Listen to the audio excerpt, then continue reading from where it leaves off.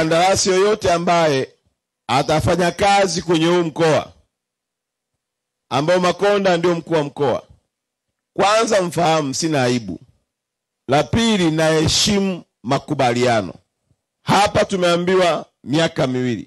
Maana yake ili ujipatie heshima, upate kazi nyingi kwenye huu mkoa, ni kuhakikisha unafanya kazi chini ya muda wa miaka 2.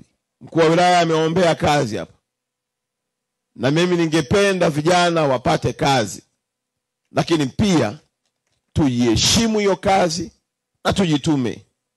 Mkandarasi hatapenda kumvumilia mtu mzembe, mwizi, mvivu, eti kwa sababu ametoka kwenye kijiji hiki.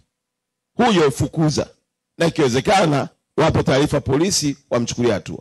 Longido ni moja ya wilaya ya wafugaji. Monduli ni wilaya ya wafugaji. Nyinyi mnao design na nyinyi watendaji wa mkoa, maelekezo yangu mnayo. Na hapa nilikuwa nasubiri nione wapi mnaenda kuweka sehemu ya maji kwa ajili ya mifugo, sijasikia.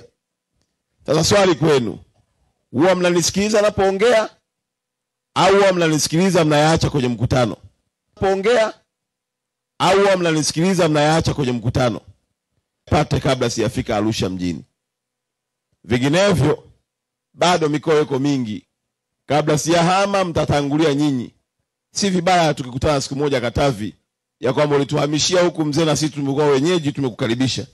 Lakini sitakubali nikisema neno nataka nione matokeo yake.